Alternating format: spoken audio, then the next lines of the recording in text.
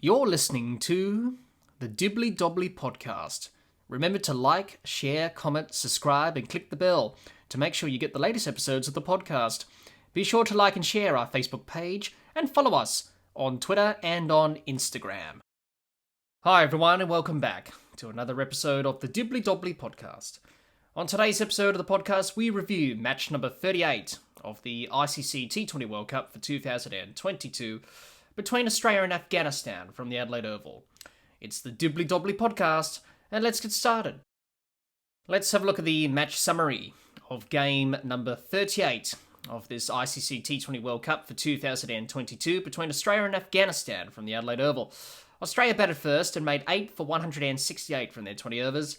Glenn Maxwell top scored with 54, and Naveen Al-Haq took 3 wickets for Afghanistan. Afghanistan needed 169 runs to win. They finished on 7 for 164 from their 20 overs. Rashid Khan top scored with 48 not out. Adam Zampa and Josh Hazlewood took 2 wickets each for Australia. Australia won by 4 runs and Glenn Maxwell was named Player of the Match. What were the key moments and key factors from match number 38 of the ICC T20 World Cup for 2022 between Australia and Afghanistan? Marcus Stoinis and Glenn Maxwell's partnership of 53 for the 5th wicket was key for Australia, after Australia were 4 for 86 to help Australia post 8 for 168. Glenn Maxwell's innings was key. He scored 54 off 32 balls to get Australia back on track in their innings. Rashid Khan's innings of 48 not out was the key for Afghanistan to help them come back into this match. His partnerships with Darwish Rasuli, 44 for the 7th wicket, 16 unbeaten for the 8th wicket with Naveen Al-Haq, gave Afghanistan a chance to win this match. In the end, it wasn't enough as Australia won by 4 runs. Those were the key moments and key factors from match number 38 of the ICC T20 World Cup for 2022 between Australia and Afghanistan from the Adelaide Oval. Let's have a look at both teams' performances in match number 38 of this ICC T20 World Cup for 2022 between Australia and Afghanistan at the Adelaide Oval with both bat and ball. We'll start with Australia and their batters. Warner, 25, Green, 3, Mitchell Marsh, 45, Smith, 4, Stoinis, 25, Maxwell, 54 not out, and Wade, 6. That's how the Australian batters went about things in this game against Afghanistan. I do not have any words to describe Australia's batting performance in this game against Afghanistan, and pretty much for the whole tournament as well. The batting performance in this game was average, below average, poor, and that's how you will sum up Australia's batting throughout this T20 World Cup. It was below average, poor, and it didn't really get going at all, didn't it? In a game where Australia had to boost their net run rate and post a big score against Afghanistan to achieve that, they needed to bat well. Unfortunately, they failed pretty much. They failed. Big time. In the end, they made 8 for 168, which wasn't that big score that they needed. In the end, Afghanistan, all thanks to Australia's poor bowling, which we will discuss very shortly when talking about Australia's bowlers and their performance, cashed in on some poor bowling, the Afghanistan batters from Australia, and in the end it was only a 4-run difference in the end. So it wasn't the big score that Australia needed to post, and it wasn't the big margin that they needed to boost their net run rate. Unfortunately, they couldn't do it, and that's why they're out of the semi-finals. As I said, they should have got a score of 170, 180, missed out on some runs there. In trouble early, Australia. They were in trouble early in their innings. 4 for 86 inside 10.4 overs. Looked like they were going to get bowled out for under 100 at one stage. Enter Glenn Maxwell. His innings helped Australia to reach that 168 score and avoid some sort of embarrassment with a good innings of 54 off 32 balls. But to be honest, it came a little bit too late in the tournament. Where was this earlier in the tournament from Glenn Maxwell? Did it in the last game against Afghanistan. In the end, his 50 pretty much did not help Australia at all, really. Australia lacked partnerships. 22, 26, 4, 34, 53, 16, 1, 3, 9 unbeaten. 150 partnership, that was Stoinis and Maxwell, 53 for the 5th wicket. They lost wickets in clumps, which cost them big time. 1 for 22, 2 for 48, 3 for 52, 4 for 86, 5 for 139, 6 for 155, 7 for 156, 8 for 159, which didn't help either. That's the story of Australia's batting throughout this whole tournament. Not building partnerships, not doing the basics, losing wickets and clumps, batting collapses. There was some poor shot selection as well throughout the tournament. And also in this game against Afghanistan, the one shot that summed up Australia's batting throughout this whole tournament was David Warner's failed switch hit. And then he got bowled in the end by playing that switch hit. He got off to a good start, 25, and then he played that switch hit and then got out bowled. Exposed his stumps completely. Just sums up Australia's batting in this match and just sums up their batting throughout the whole tournament. It's an absolute shambles. Also, Australia worrying about the net run rate too much. And I think that's where Australia, in this game, didn't quite handle that all that well. Australia's batting showed that they didn't focus on doing the basics well enough with the bat. They were focused on the net run rate too much and trying to bash the ball to get a big score. No smartness to their batting at all during this innings. If they batted better against New Zealand in the first game and sort of improved their net run rate in the first game, they wouldn't have been in this position to worry about net run rate in this game against Afghanistan. But in the end, they batted poorly against New Zealand. Net run rate was -4. They had to improve it as the tournament progressed, and that's always a tough ask. So heading into this game against Afghanistan, they fought about the net run rate too much, and you saw that in the batting, where they were losing wickets and clumps. What were they at one stage? 4 down for 86. It just showed that the batters weren't really focusing on the basics to do with the bat at all. They were focusing about just trying to smash the Afghanistan bowlers to all parts of the Adelaide Oval and try to hit them out of Adelaide to extend, to try and get them to a big total and boost the net run rate. And it showed in the batting. If you focus on that too much, then you're not really focusing on trying to win the game. You're focusing about something else. And that's what happened with their batting in Australia. And it was poor from the get-go in this innings. And they failed big time, as I mentioned.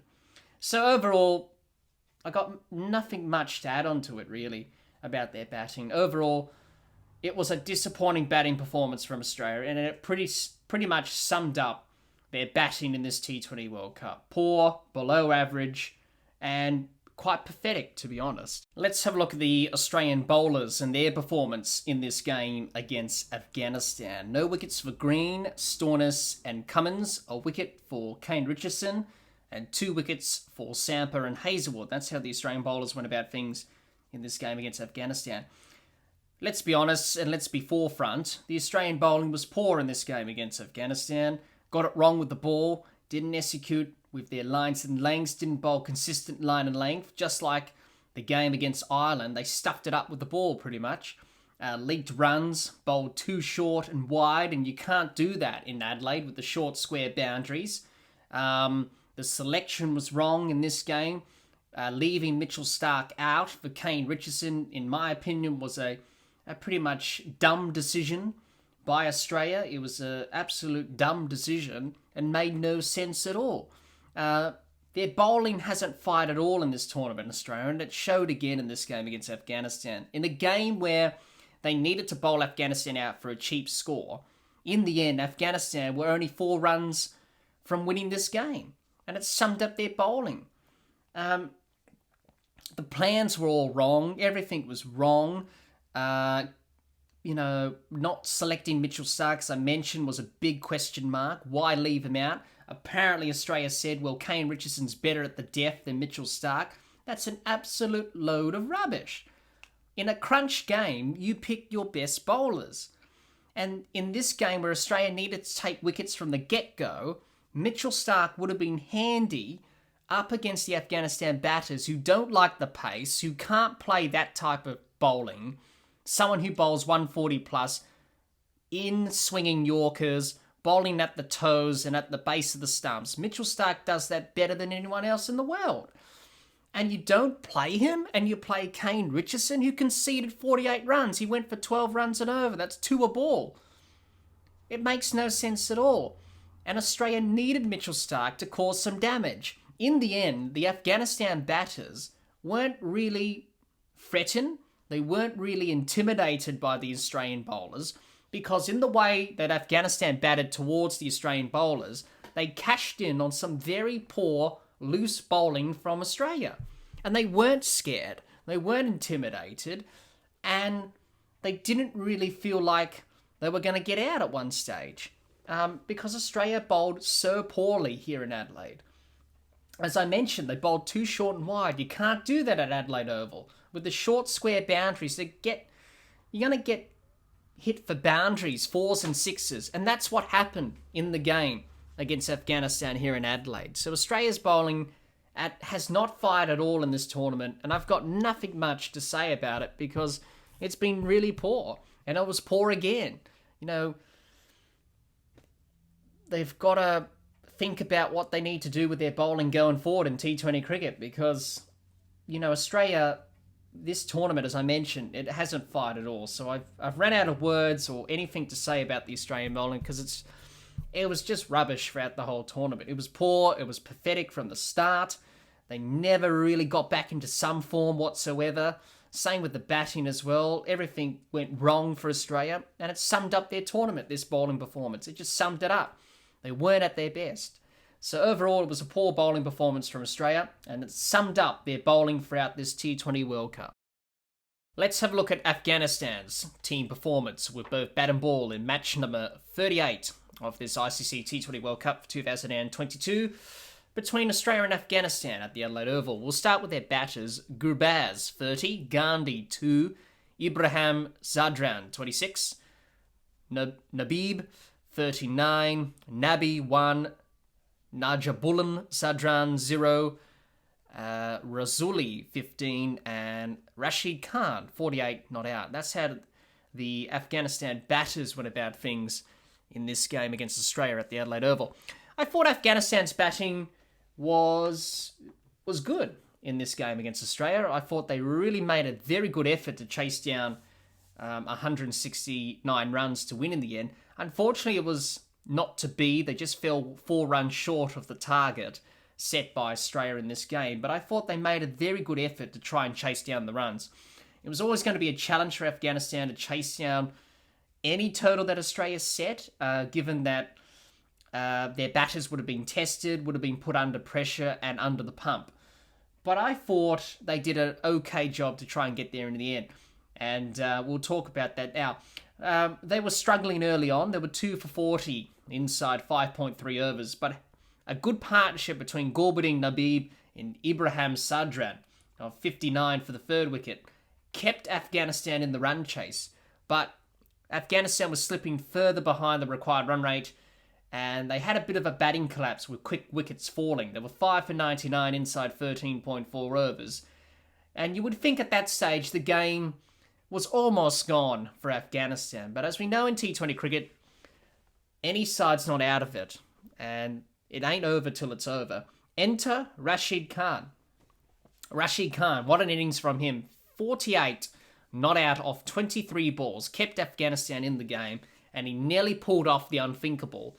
And nearly won the game for Afghanistan. It would have been a very good win for Afghanistan if they got over the line. It would have been one of the big upsets in this T20 World Cup thus far. He batted well for his 48 off 23 balls. He cashed in on some poor bowling from the Australian bowlers. He played some positive cricket. He was aggressive, didn't take a backward step. He wasn't fazed by the challenge that was presented to him.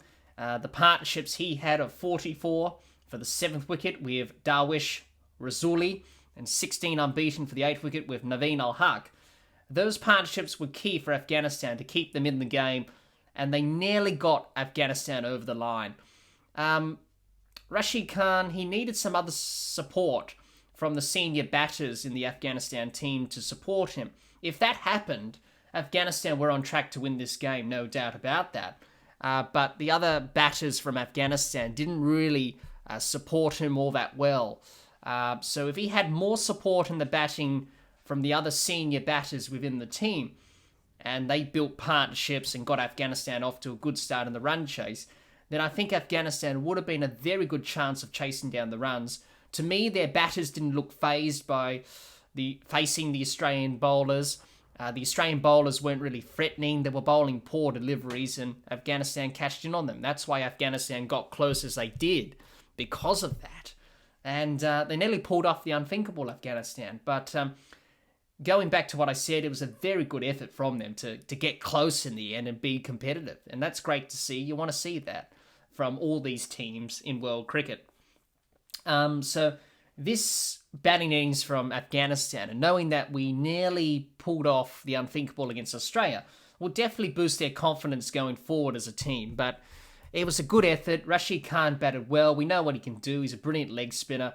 He's a very good batter. He can hit the ball, and he certainly did. 48 not out of 23 balls was an unbelievable innings, unbelievable effort.